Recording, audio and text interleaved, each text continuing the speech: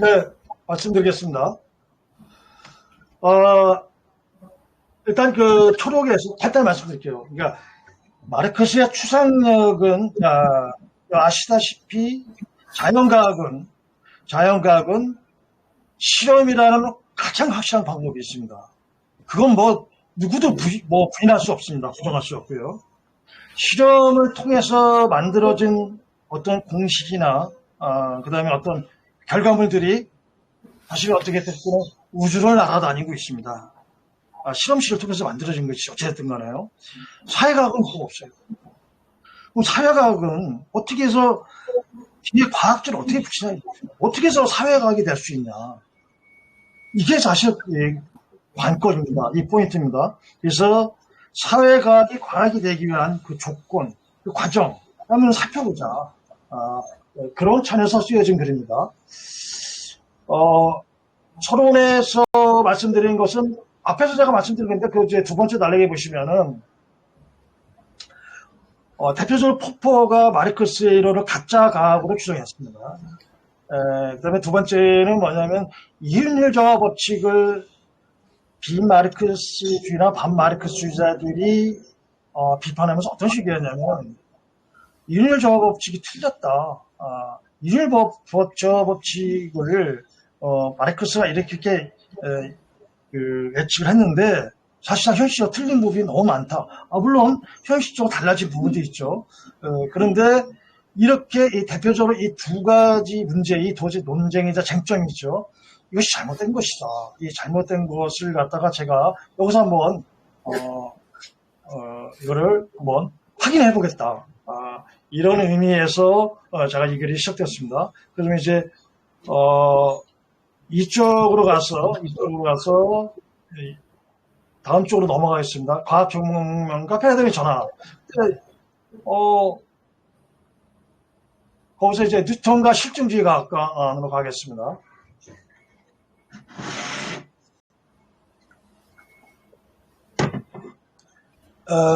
어쨌든 이 논문의 좀 독특성, 특징이라고 할까? 그거는 이렇게 말씀드리면 어떻게 되겠습니까? 사실상 뉴턴과 실증주의 과학관이라든지 이렇게 자연과학의 연구 방법을 실제 그 과학 철학과 비교를 해가지고 이렇게 하나의 논문으로 나온 거는 제가 알기로는 최초라고 저는 생각하고 있습니다. 이렇게 구성된 논문은 없습니다, 사실은. 그래서 좀 상당히 이게 이 논문의 특징적이다. 그렇게 말씀드리고 싶고요. 예를 들어서 이제 뉴턴의 역학이 있고, 과학은, 자연과학은 이렇습니다. 자연과학은 포환관계로 발전합니다. 포환관계로요. 그 다음에, 예를 들어서 뉴턴이 밝혀낸 자연에 대한 어떤 비밀. 일이라면은, 아인슈타인은 그 일을 포함해서 두 개를 발견합니다. 그러니까, 뉴턴이 미처 발견 못한 것을 아인슈타인이 발견하는데 그렇다고 해서 뉴턴이 발견한 그 일이라는 그 자연에 대한 비밀이 사라지냐 그것이 잘못된 이론으로 누락되나 절대 그게 아니라는 거예요. 자연과학은 그것을 안고서 그것을 미처 발견하지 못한 것을 점점 발견하고 발전하는 것이 자연과학인 거죠. 아인슈타인의 상대성 이론에서 또 뭐가 갑니까? 양자역학까지 가는 거죠. 지금은 양자역학까지. 그런데 사회과학은 뭡니까? 예를 들어서 500년 전에 있었던 사회과학과 최신 사회과학과 가서 비교를 해보면은 교집합으로 보시면 됩니다. 같이 공통된 부분이 있지만 다른 부분이 많습니다. 그래서 어느 사회과학이 옳고 그러다. 그러니까 500년 전에 쓰여졌던 사회과학이 오늘날 21세기의 사회학에서 말하지 못하는 것을 얘기하고 있는 게 있어요. 반대로 21세기 사회학에서 말하고 있는 것을 500년 전의 사회학이 말 못하는 게 있습니다. 이게 사회과학의 한계라는 거죠. 이건 어쩔 수 없이 안고 가야 됩니다. 사회과학은. 인간 세계를 연구하기 때문에 아까 처음에 말씀드렸듯이 시험이 없습니다. 실험실이 없기 때문에 인간 세계의 어떤 삶 자체를 하나의 역사적 차원에서 그것을 갖다가 또 연구하고 분석하고 그 이론들을 중심으로 어떤 하나의 공통점을 도출해내기 때문에 아니면 원인을 파악하기 때문에 사실 자연과학에 비하면 진짜 정말 열악한 상황 속에서 이론을 만들어내고 있다. 이 사회과학자들이 대단한 거다. 사실 자연과학자들은 어떻게 보면 간단합니다. 나름대로 공부해가지고 수학을 이용해서 공식을 이용해서 만들고 관찰하고 지켜보고 그러면 되는 겁니다.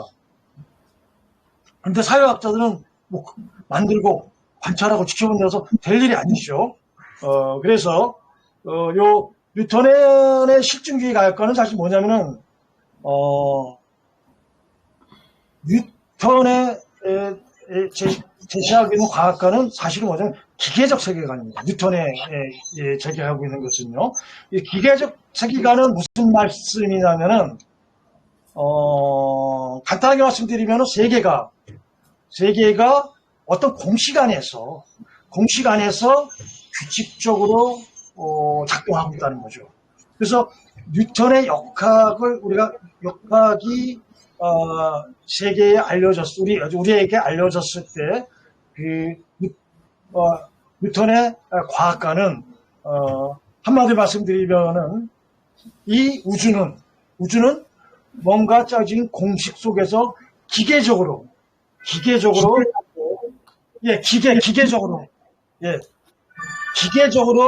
작동하고 있다. 이런 의미로 보시면 되고요. 근데 이 과학관이 바로 실증주의 과학관으로 이어지고 있다. 그러니까 뉴턴의 과학관을 계승해서 만들어진 게 실증주의 과학관이다. 뭐 이렇게 좀 생각하시면 될 것 같습니다. 그 다음에 두 번째로 넘어가겠습니다. 이제 포포와 협약주의 과학관인데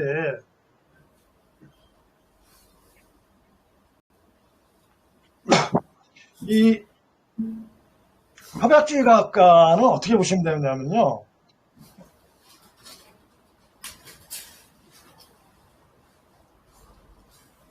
아까 말씀드렸듯이 협약주의 과학관은 후기 실증주의라고 말씀드렸잖아요. 그러니까 협약주의에 대해서 제가 협약주의의 특징을 쭉 설명했습니다. 쭉 설명했는데 이걸 보시죠. 김 선생님 표일을 보세요. 표일을 보시면서 제가 말씀을 드릴게요. 이게 훨씬 더 나을 것 같습니다.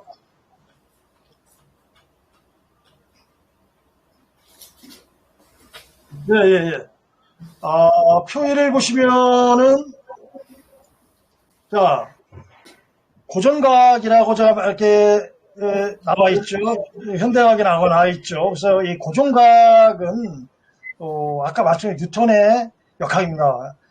현대과학은 아인슈타인의 상대성 이론과 그 다음에 양자역학으로 보시면 되고요. 그 다음에 여기서 이제 우주론이 어떻게 되냐면 아까 말씀드렸듯이 고전과학은 기계적이고 그 다음에 원자론을 얘기하겠습니다.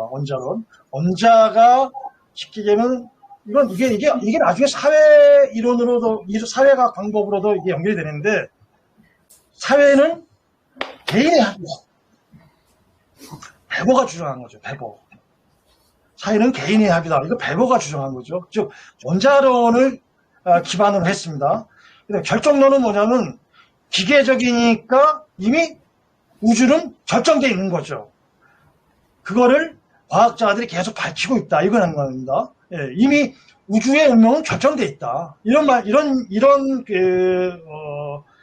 요소로 보시면 됩니다. 그 다음에 현대과학은 뭐냐? 아니다. 지금 왜냐하면은 우주는 계속 팽창하고 있습니다. 그러니까 이 우주는 기계적이 아니고 진화적이라는 거죠. 진화적. 그 다음에 원자론이 아니다. 어떤 시스템에 의해서 그 원자가 구성되는 거다. 즉 사회에 의해서 개인이 구성되는 거고 또 개인과 사회는 서로 상호작용 관계에 있다. 이걸 얘기하는 겁니다.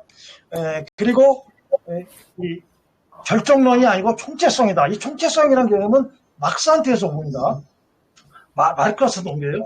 즉 내적 관계라 그러죠. 뭘 의미하냐면 총체성이라는 개념은 내가 변하면 너도 같이 변한다는 거죠.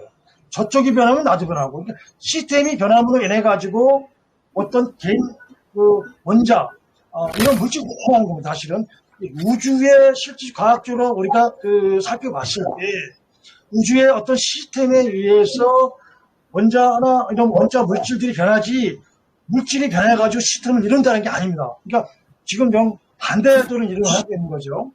그 다음에 작동을 내는 물질이 힘을 갖다 발휘한다 이렇게 했는데 이거는 고정각이 이 당시에 처음부터 운동이라는 개념이 아까 저기 그 종교적 세계관에서 말씀드렸듯이 운동이라는 개념이 장착되어 있지 않다 보니까 아리스토텔레스도 계속 내려오는 어떻게 생각했냐면은 이 사람들이 어떤 나타나는 힘, 파워에 대해서 그거를 어떤 물질에 의해서 물질이 힘을 갖다가 발현하는 거 생각을 했어요. 그리고 원자가 어떤 시스템을 갖다가 움직인다. 원자들의 활동으로 인해 가지고 이렇게 생각을 했었는데 현대과학에서 밝혀진 건 무엇이냐? 그게 아니다. 힘이라는 것입니다. 힘. 힘이 무엇이냐? 인과적 힘, 또 기제죠. 이 기제에 의해서 어떤 물질이 운동하는 것이다. 그리고 시스템에서 이 원자가 구성되고 원자가 활동하는 것이다. 이겁니다. 그 다음에 제가 인문이 기능에 말씀드리면은 고정과학은 경험이고 규칙성이고 예측성이라는 거죠. 그러니까 과학이 예측이 가능하다. 미래에 대해서 예측이 가능하다. 그리고 규칙적인 것이 바로 과학이다. 이렇게 생각을 하고 있습니다. 경험적인 것을요. 근데 현대과학은 어떻게 생각하면 아니다. 경험 외에 우리가 어떤 원인이 있을 것이다. 본질. 이 원인이 있어야 되는 거고, 두 번째는 인과성. 규칙성이 아니고 인과성. 규칙적으로 나타나는 것은 그것이 과학이 있는 거 아니다. 과학은 원인과 결과를 모두 밝혀내는 학문이다. 이런 걸 얘기합니다. 그 다음에 세 번째는 뭐냐면 과학은 예측을 할 수 없다. 예측되는 거 아니다. 비예측성이라는 거죠. 이것이 현대과학에서 오늘 얘기하고 있습니다. 사실상 이 비예측성과 이 예측성의 이 경계에서 어떤 분들은 이런 얘기를 합니다. 아니 과학이 예측도 못하면 과학이 뭐 필요하냐. 그런데 우리가 생각해보면 사실 그렇습니다. 우리가 이제 살고 있는 세계에 대해서 과연 우리가 몇 프로나 알고 있냐. 우리가 얼마나 우리가 그걸 밝혀내고 있냐. 그래서 밝혀내지 않은 이론들이 100년 뒤에 200년 뒤에 과학을 얘기하는 사회학 말고요. 밝혀진다는 거죠. 그래서 예를 들어서 아까 말씀드렸듯이 아인슈타인의 역학 이론이 예를 들어서 처음에는 10% 정도 밝혀졌다. 그런데 그 역학 이론 중에는 밝혀지지 않은 이론이 90%는 있다. 그 90%는 점점 과학의 발전, 지식의 발전에 의해서 밝혀질 것이다. 언젠가는 밝혀지겠죠. 근데 과연 그 언젠가는 세월이 워낙 길기 때문에 이건 예측하기 힘든 것이다. 이렇게 현대과학자들이 얘기하고 있습니다. 그 다음에 이제 그 인과관계를 고정과학은 어떻게 보고 있냐.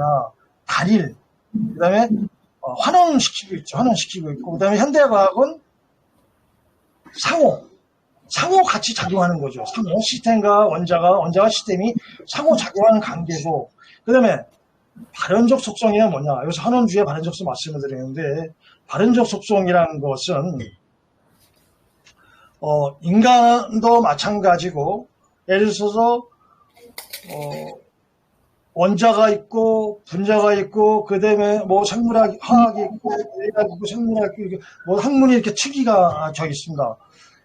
그런데, 예를 들어서 원자에서 분자로 발현합니다.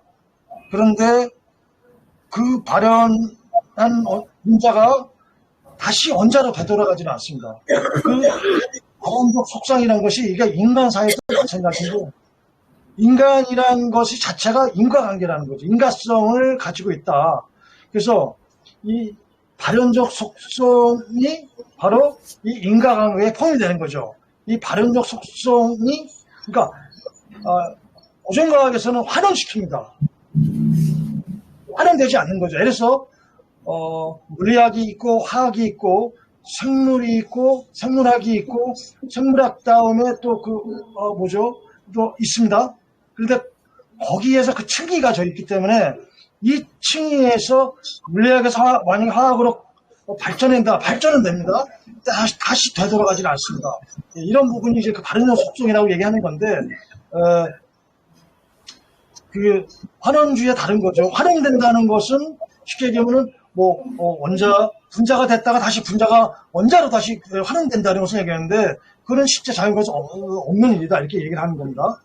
그 다음에 이제 이 고전과학과 현대과학의 한 주장들을 과학 철학에서는 뭐라고 얘기하고 있냐. 바로, 실증주의와 협약주의가 기반하고 있는 것이 고전과학이다. 제가 이제 표 1일까지 앞에서 실증주의를 설명하고 협약주의를 설명하면서 실제 자연과학의 연구 방법을 전제하고 있는 것은 고전과학이다. 하지만 실제론이라는 것은 비판적 시점을 얘기하는 거죠. 현대과학을 전제하고 있다.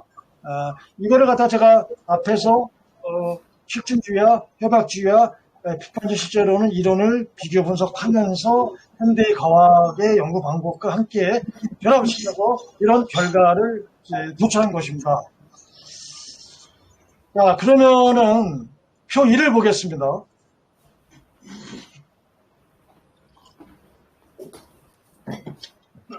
그래가지고 이제 그 단계별 절차가 어떻게 되냐. 자연과의 연구 방법은. 자, 1단계는 방법은, 경험과 규칙성과 결과입니다. 지금 제가 말씀드린 건 자연과학의 연구 방법입니다. 2단계에서는 인과성을 추적합니다. 3단계에서는 인과성을 확인 위해 법칙화를 합니다. 철학은 실증주의, 협약주의, 그 다음에 실제로 아까 앞에 말씀드렸죠. 그 다음에 과학은 고전과학, 현대과학. 이런 식으로 자연과학의 연구 방법이 이런 식으로 단계별로 나눠져 있다. 요거 이렇게 제가 이제 결과를 도출했습니다. 그렇다면은 여기서 이제 사회과학, 이 자연과학의 연구 방법을 이 표 1과 표 2에서 얘기하는 방식을 사회과학 연구 방법에 가지고 왔을 때 과연 마르크스의 추산력이 3단계까지 갈 수 있냐, 없냐. 마르크스의 추상력이 3단계까지 간다면은 실제 마르크스의 연구 방법은 과학적이다. 그러니까 실제론에서 얘기했듯이 실증주의나 협약주의에 머물러 있지 않고 실제론에 대한 과학적에서 얘기하고 있는 제3단계에 와 있다. 또 현대과학에서 얘기하는 제3단계에 와 있다. 이걸 사실 제가 지금 논의하고 증명하는 것이죠. 그래서 이 추상력에 대해서는 잘 아실 거예요. 저희 자본론 소문에서 마르크스가 얘기를 합니다. 그래서 요 몇 쪽을 보시면 되겠냐면은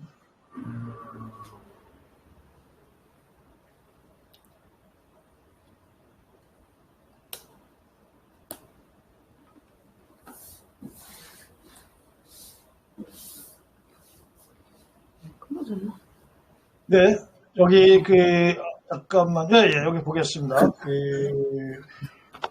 마르크스가 추상적 들어가가지고 78쪽, 79쪽에서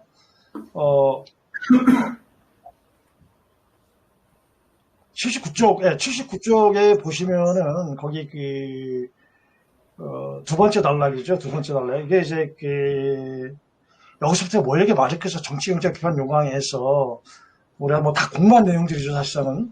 예, 거기서 이제 마르크스가 어떤 규정들의 총괄, 다양한 것들의 통일부터 시작해가지고, 마르크스 사회과학 방법론에 대해서, 연구에 대해서 좀, 거기서 얘기를 하고 있습니다.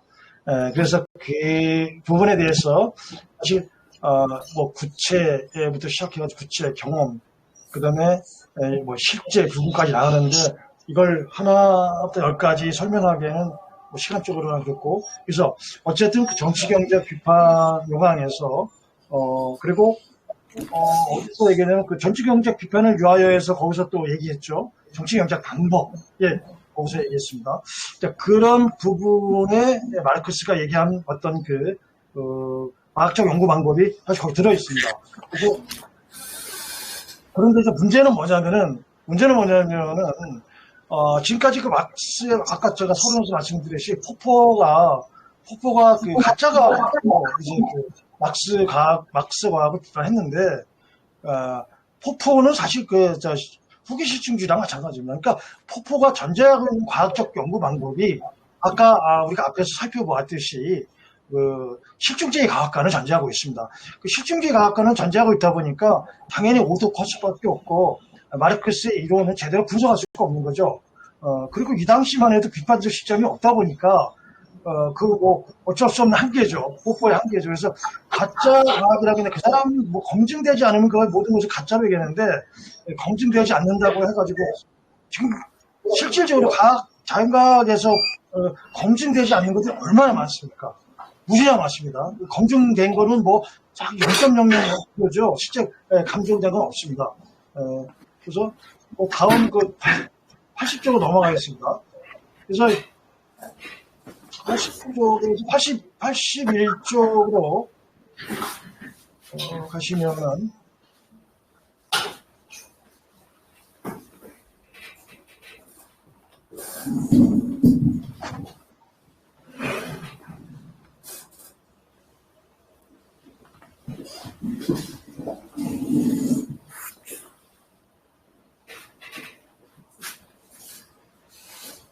네, 여기 82쪽 보시죠. 중요한 건 그러니까 추산력에 대해서 말씀드리겠습니다. 그러니까 이제 지금까지 어떤 논의를 통해서 밝혀진 내용인데 아까 말씀드렸듯이 제가 앞에 될 논의 내용은 사실상 정치경제 비판 요강이나 정치경제 비판을 위해서 거기서 이제 마르크스가 정치경제 방법이라든지 여러 가지 소설에서 제공한 이론들을 제가 좀 살펴봤습니다. 살펴보고서 이제 마르크스가 이제 추상력을 발휘하면서 이제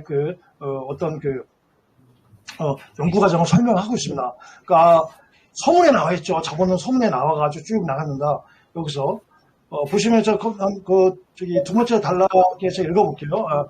마르크스는 비록 그 실험의 효력을 알고 있었지만 사회는 연구 방식에서 차이가 있음을 토로했습니다. 왜냐하면 그 상품 형태가 작은 것들을 미생을 해부하기 다루는 그 종류의 작은 것으로 언급하고 있습니다. 그러니까 상품 형태를 지금 분석하는 데 있어서 사실상 어떤 자연과학의 실험과 같은 방법을 우리가 효력을 우리가 발휘할 수는 없지만 이건 어쨌든 미생물 해부하기 다루고 있다. 다루고 있다는 것은 뭘 의미하냐면은 이미 실험의 효력은 마르크스가 이미 인식하고 있다는 것이죠. 그래서 이 점에서 어떤 단순한 규정은 좀 더 그러니까 혼란스럽고 좀 그런 개념에서 좀 자세한 어떤 규정을 통해서 단순한 규정에 도달하기까지 필요한 방법을 그건 제시한 것이다. 그래서 말씀드린 그 자본론에서 밖에 추상에서 하향으로 가는 방식, 하향에서 추상으로 가는 방식, 하향에서 그런 어떤 현상을 이해하기 위해서는 바로 이 자본론에서 그 어떤 마르크스 상품 분석을 할 때 처음에 마르크스 상품 분석을 하기 위해서 제시한 방식, 바로 이 제시한 방식이 바로 마르크스의 추상력으로부터 비롯된다. 이렇게 보시면 됩니다. 그래서 이 방식은 사실상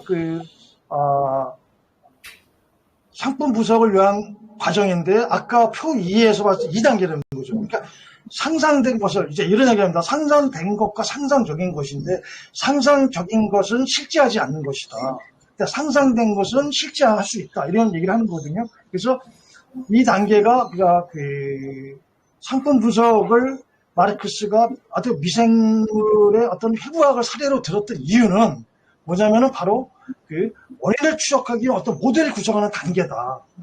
이 단계에서 지금 어떤 여기 문제를 제기하고 있는 것이죠. 그래서 여기서 결국은 뭐냐면 더 높은 어떤 추상으로 가기 위한 그런 과정을 지금 거치고 있는 거예요. 그래서 이 2단계는 아까 말씀드렸듯이 협약주의가 얘기하는 방식이죠. 협약주의가 어떤 이게 뭔가 이상이 있다. 그러니까 이게 뭔가 원인이 있는 것 같다. 그러니까 1단계에는 그냥 이게 그냥 저기 결론이야. 이게 원인이야. 이렇게 규정하는 거죠. 근데 2단계로 와서는 뭔가 이게 인과관계가 있는 것 같다. 뭔가 배후에 뭔가 있는 것 같다. 이걸 한번 추적해보자 이러면서 모델 구성을 합니다. 그 가설을 또 설정을 하죠. 바로 2단계가 여기 2단계가 바로 마르크스의 과학적 분석 방식이 2단계라는 거죠. 그 다음에 이제 다음 쪽 넘어가겠습니다. 그러고 나서 이제 두 번째 그 달력에 보시면 연구의 대상을 이제 구성을 알려하고, 그 다음에 이제 어떻게 되냐면 이제 생산관계와 교환관계에 대한 분석을 합니다. 이 생산관계와 교환관계에 대한 분석은 뭐냐면은 바로 표 2의 3단계로 나가는 과정이다. 그 과정으로 가기 위해서 바로 이 관계들을 하나의 연구 대상으로 삼았다 이렇게 보시면 됩니다. 이렇게 보시면 되고, 여기서 이제 그 마르크스가 사실 여기서 어떤 뭐 네트워크 구조를 규명해서 이렇게 좀 멈춰도 되는 거죠, 사실상. 여기서 멈춰 충분히 구성이 됩니다. 그럼에도 불구하고 마르크스는 여기서 한 단계 더 나갑니다. 한 단계 더 나가는데,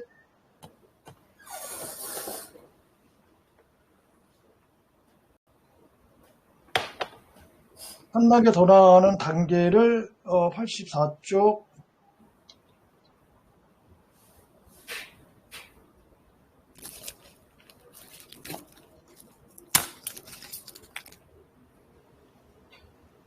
84쪽 보시면 되겠습니다. 84쪽이요. 85쪽이었죠. 85쪽.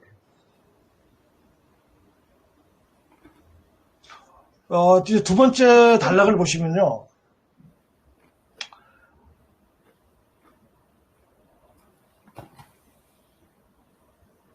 두 번째 단락을 보시면은, 세 번째 단락이에요. 세 번째 단락이에요. 세 번째 단락에 보시면은,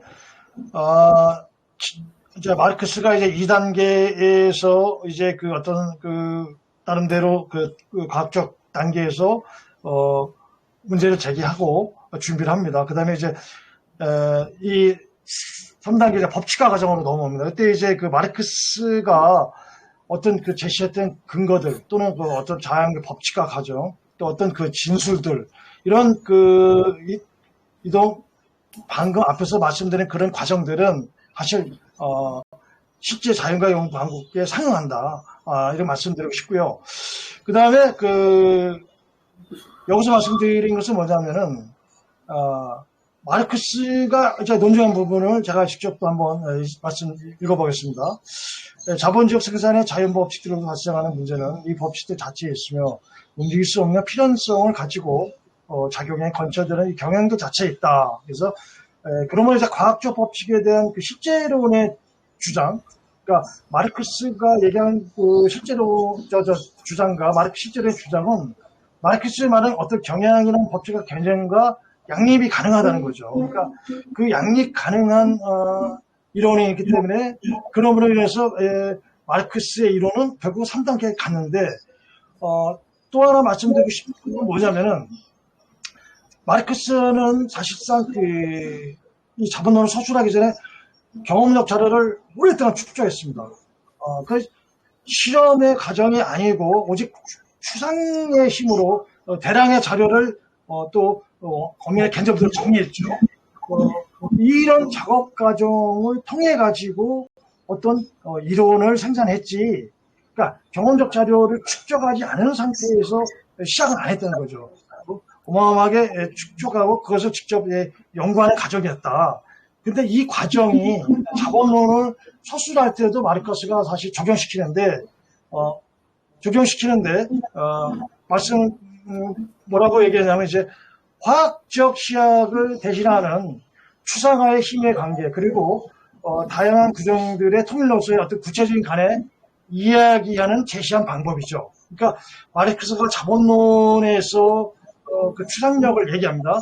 그 추상력을 얘기하는데 그 추상력이라는 것이 바로 실질적으로 자연과학에서 연구하는 방법. 그러니까 자연과학의 실험실 이걸 하나 빼먹었는데 제가 자연과학자들이 실질적으로 실험을 할 때 처음에 가설 설정을 합니다. 그러니까 이 자연과학자들도 일단 경험적 자료, 축적된 자료를 이용하죠. 그러면서 내가 무언가를 다시 연구하기 위해서는 어떡합니까? 이 사람들도 추상을 합니다. 추상력을 발휘합니다. 그래가지고 다시 가설을 설정합니다. 가설을 설정해놓고서 그것을 계속 시험합니다.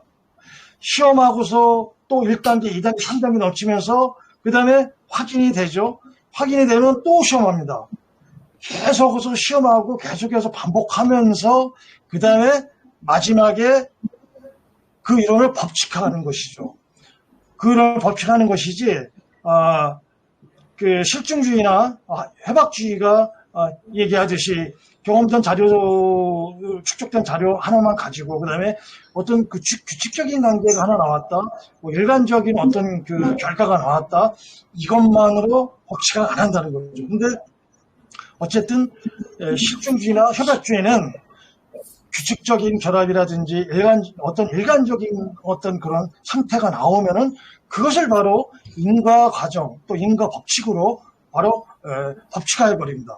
그러면은 어떤 상황이 벌어지면 실질적으로 어떤 현상의 원인이 날 수 있는 본질 파악이 전혀 안 된다는 거죠. 그 본질 파악이 안 되면은 결국 사회과학은 현상만 계속 얘기하는 거죠. 어떤 사건이 발생하는 그 현상에 대해서는 계속 얘기할 뿐이지 원인은 얘기할 수가 없는 거예요. 이 문제가 뭐냐면 아까 말씀드렸듯이 오늘날 자연과학의 연구방법을 제시하는 게 바로 실증주의 과학관이고 그 실증주의 과학관이 바로 뭐냐? 주류과학 철학이고 지배계급의 지배 사상이자 이데올로기로 지금 이용되고 있다. 이거를 우리가 이걸 파악하고 이걸 사실 이런 용어 쓰면 어떻게 이걸 끄집어낸다. 아니 깨부셔야 된다 이거죠. 자 그런 의미에서 86쪽의 맨 아래쪽에 보시겠습니다. 86쪽의 맨 아래쪽에 보시면은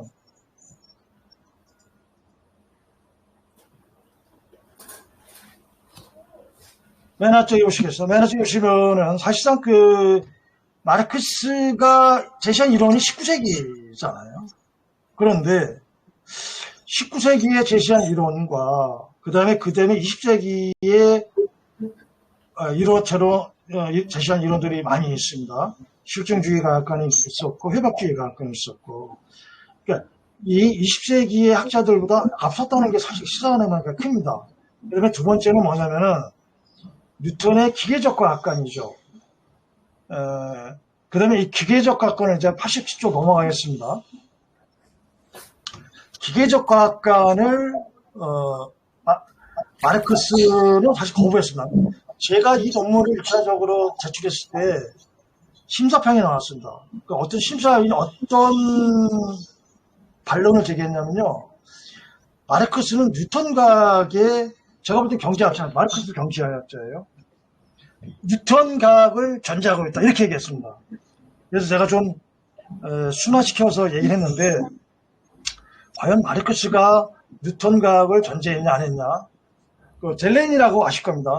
마르크스의 방법론에 대해서 그 연구하신 분인데 이분이 이제 연구한 내용 글을 제가 읽어보겠습니다.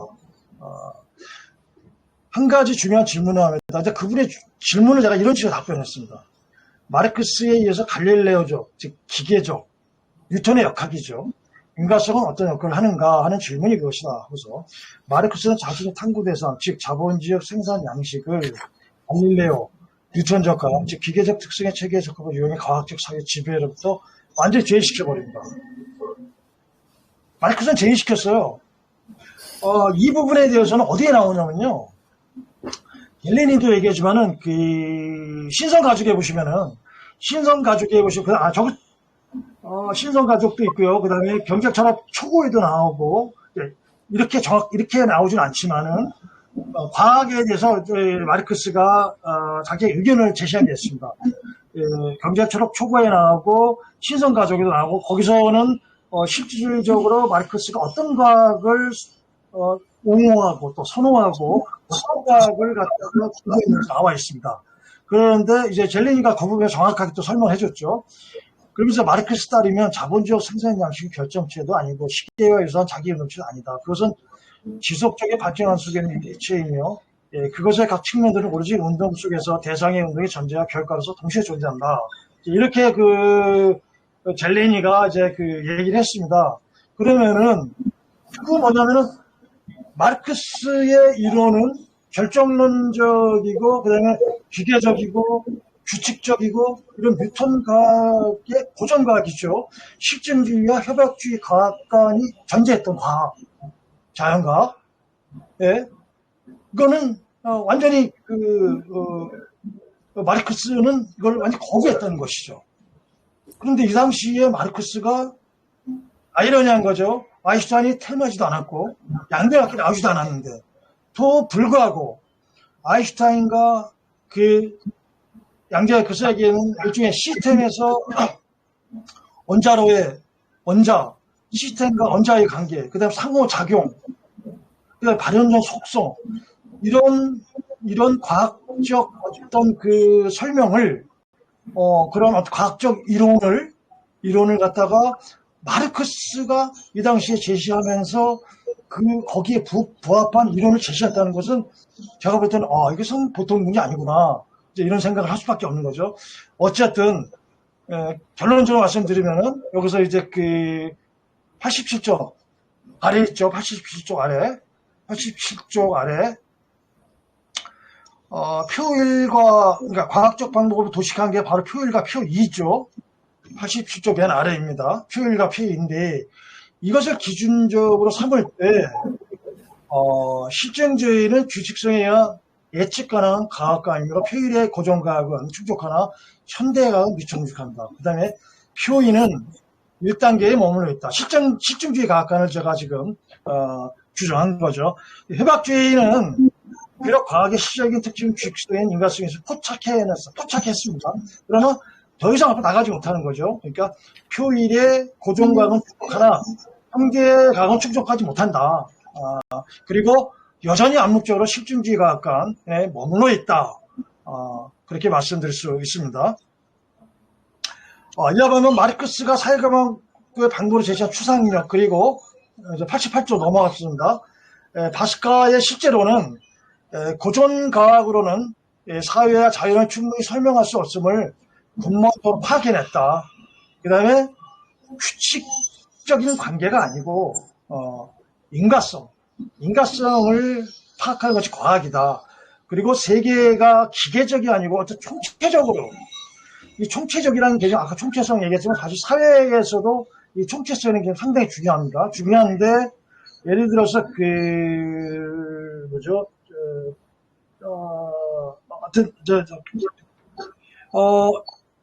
주류 이론에서 바로 이 마르크스의 총체라는 개념을 쉽게 얘기하면은 총체라는 개념을 없애려고 상당히 노력합니다.